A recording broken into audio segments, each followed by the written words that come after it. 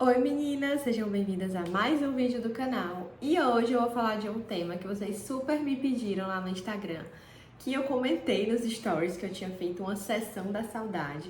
Todo mundo ficou me perguntando o que era, como fazer. Então eu decidi fazer um vídeo mais longo aqui no canal para explicar como funciona essa sessão da saudade e o que é que ela significa. Não sei se isso já aconteceu com você, mas normalmente no meu consultório, algumas crianças que eu dou alta ficam pedindo para me ver, mandando mensagem. Então, mesmo após o fechamento do processo terapêutico, todo feito de forma adequada, bonitinha, às vezes isso ainda acontece, inclusive com muita frequência. Então, eu decidi criar o que eu chamo de sessão da saudade e hoje, nesse vídeo, eu vou explicar aí para vocês por que, caso aconteça com vocês, eu não quero que vocês sintam o que eu senti no começo, que foi basicamente uma mistura de, meu Deus, será que eu fiz a coisa certa? Será que eu dei alta no momento certo? Será que a criança entendeu? Tipo, eu fiquei pensando ali que eu tinha feito várias coisas de forma errada. Então, já vou deixar esse vídeo aqui para você salvar, caso isso venha acontecer com você, ou se já aconteceu, você entender também que é natural esse tipo de situação ser recorrente aí na prática clínica com crianças. Então, bora para mais um vídeo do canal.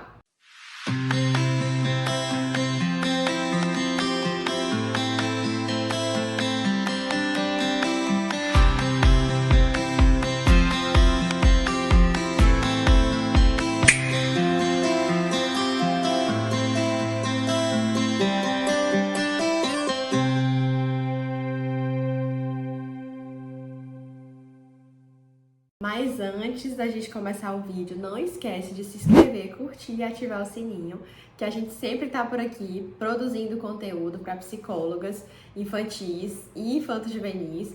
Então tem sido muito bacana ver o canal crescer de forma orgânica, com o auxílio de vocês, com a participação de vocês. Então, por favor, não esqueçam aí de dar essa forcinha pro nosso canal. Meninas, quando eu estava lá no começo da minha carreira de psicóloga, ainda como AT, né, eu fui durante muitos anos acompanhante terapêutica de várias crianças com diagnóstico de autismo.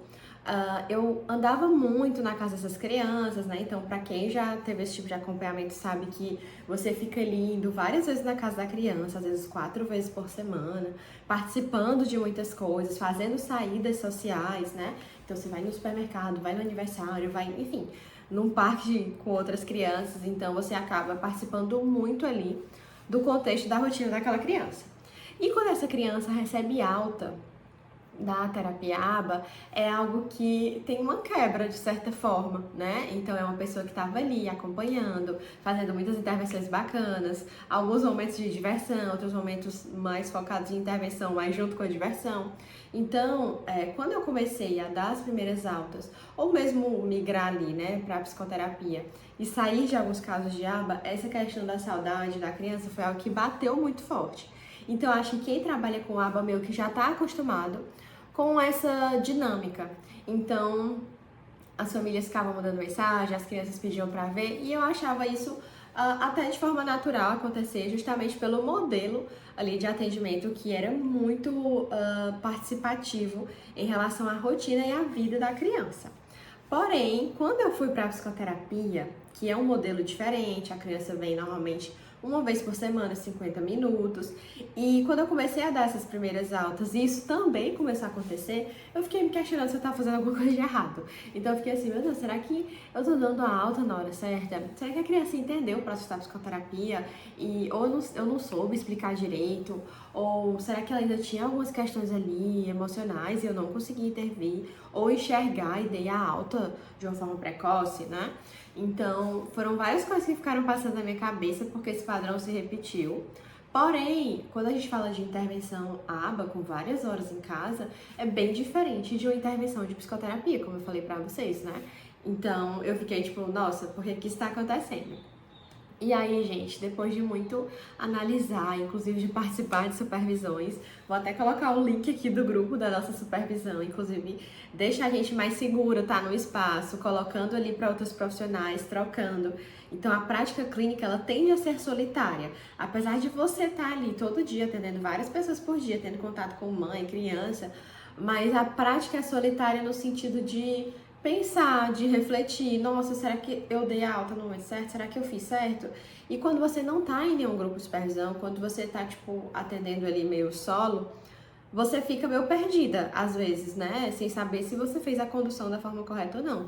Quando você tem um grupo de supervisão, então você vai lá e corre, meninas, fiz isso, ou então chama a sua supervisora, conversa, né? E vê o que pode ser modificado e se tá tudo certo.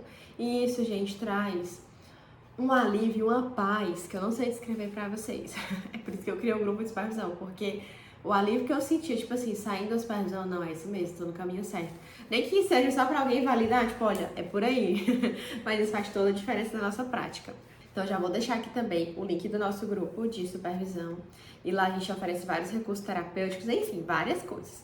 Mas depois vocês olhem aqui o link e vejam mais direitinho, porque agora eu quero voltar pro vídeo. Então, lá no começo da minha carreira, quando eu comecei a passar por essa situação e fiquei me questionando se eu estava fazendo da forma correta ou não, a minha supervisora da época foi super acolhedora, né? E ela me explicou a visão que, inclusive, eu já tinha ali do ABA, mas para o contexto de psicoterapia. Então, gente, a criança vem toda semana para o seu consultório. Vocês se divertem, vocês falam sobre pontos delicados, você ajuda a criança a melhorar esses pontos delicados, você faz sessão da criança com a irmã, da criança com a família, da criança com o primo, você vai na escola, é o aniversário da criança, você prepara algo especial, você compra um brinquedo que você achou a cara daquela criança, você monta uma intervenção que a criança ama. Então, por exemplo, eu tenho uma criança que tem dificuldade, tem uma rigidez, uma inflexibilidade muito grande com relação a usar roupas diferentes, ela tinha, né? Então, toda sessão, quando ela chegava com uma roupinha diferente, eu fazia, tipo, a roupinha de papel. Então, eu pegava e toda a roupinha, se ela vinha com uma blusa rosa, aí eu desenhava e a gente tinha feito ela de papel mesmo, sabe? E aí a gente foi fazendo tipo um guarda-roupa com várias roupas. E isso foi incentivando muito. E quando ela teve alta, ela levou todas essas roupinhas e a bonequinha que a gente tinha feito dela pra casa. Então veja, como é legal uma intervenção, mesmo com um ponto de dificuldade sua. E isso é uma das coisas mais brilhantes da psicoterapia infantil. É a gente conseguir pegar ali uma demanda que é abstrata, ruim, complexa e dolorosa e fazer a intervenção de uma forma que a criança tá ali se divertindo, né? Claro que muitas vezes a gente vai tocar em pontos que não tem como você se divertir com aquilo, mas em muitas situações a mágica da terapia infantil é isso, é você conseguir transformar essa demanda em algo prazeroso. Então assim, gente, imagina como ir pra psicoterapia é legal. Tipo, é muito divertido, é maravilhoso, aquela tia bacana. E aí tem Páscoa, tem um monte de coisa, data comemorativa, então assim, a gente vivencia muitas coisas legais com a criança. Eu não sei vocês, mas eu fico super vinculada com as minhas crianças. Eu morro de saudade também quando elas recebem alta. Então, esse é um ponto que gera na gente, na criança, esse sentimento de saudade, essa questão do vínculo, né, mais distante. Então, eu quero falar para vocês que se a família veio com demandas, você fez todo o raciocínio clínico, absorveu ali tudo direitinho, a criança tá ótima, tá super bem, mas tá pedindo pra, tipo, te rever, enfim. Você pode sim fazer a intervenção, que eu vou já te explicar como é, mas você também tem que ter cuidado para não manter aquela relação só pela saudade, né, da criança e sua, porque isso não é bem uma demanda ou uma queixa terapêutica, a gente mantém a intervenção só porque a criança gosta, tipo, é porque eu gosto de vir aqui, né? Enfim, tem terapeutas que assumem a psicoterapia dessa forma, né? Só com a criança vindo relatar sobre a semana, ser uma queixa específica, mas não é muito meu modelo de intervenção, né? Eu não costumo fazer ou abordar dessa forma, mas você conduz aí da melhor forma. Porém, o ideal é que você tenha um plano terapêutico com queixas ou objetivos específicos para fazer a intervenção. Então, no caso, né, no meu caso, quando essas crianças começaram a voltar, e aí eu levei isso para a supervisão, eu entendi que faz parte da vida a gente sentir saudade daquilo que foi bom, dos nossos vínculos que foram produtivos e que não podem mais acontecer. Então, assim, é natural, é normal, tá? Então, assim, uma coisa que parecia tão simples, né, fiquei meio desesperada, mas depois eu entendi que é por aí mesmo. E então eu fiquei pensando, beleza, como fazer então, né? Se a criança pede muito, se pra ver, né? Então eu criei a sessão da saudade. É isso mesmo que você tá ouvindo. Quando as famílias me procuram muito, tipo, falam que a criança tá falando muito, que quer ver, que tá com saudade de ir no consultório, saudade de brincar comigo, eu marco uma sessão da saudade. Só que Essa sessão não é uma sessão que a criança vai lá, a gente fica só brincando, se abraçando e é isso, né? Eu tento fazer uma recapitulação das principais ali queixas e dificuldades, né, que foram apresentadas com a criança. Eu vou fazer uma sondagem de várias áreas da vida dela para entender como que tá, né? Ai, como que tá na escola? E aquela sua amiguinha, né? Então eu vou tentando ali trazer aspectos para a criança falar sobre como que está sendo a rotina dela, como que estão sendo as coisas, como que ela está conseguindo lidar, né, de agora em diante. Então, na maioria dos casos, assim, o que eu percebo é que a criança está conseguindo lidar super bem, que ela realmente internalizou as habilidades trabalhadas. Então, aquela sessão é um momento ali para a gente trocar algumas coisas.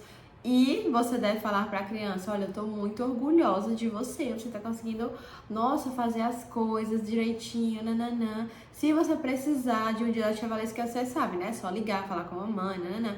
Então você vai reforçar a trajetória da psicoterapia, como funciona. Eu normalmente faço isso por meio de um filminho terapêutico, que eu vou deixar o link aqui. A gente tem a versão do filminho tanto para adolescentes quanto para crianças, né, que fala sobre todo o processo da psicoterapia, porque as crianças vão para o contexto da psicoterapia, o que acontece lá dentro, né, de intervenções, como é que a psicóloga trabalha, inclusive com orientação parental. E por último a gente fala sobre o tchau, né, o momento em que a criança já está conseguindo ali desenvolver as suas habilidades e a terapeuta vai dar aquele tchau, né, aquela forma de se despedir, mas que não é um tchau eterno, que a criança pode voltar, pode mandar áudio, pode, enfim, continuar tendo essa interação. Então, normalmente, por meio do filme terapêutico, as crianças conseguem compreender bem. E, por vezes, vão ter crianças que não vão lidar tão bem com essa questão do encerramento, e aí você vai ali entendendo, dando mais um tempinho, mas é um processo que precisa acontecer, tá?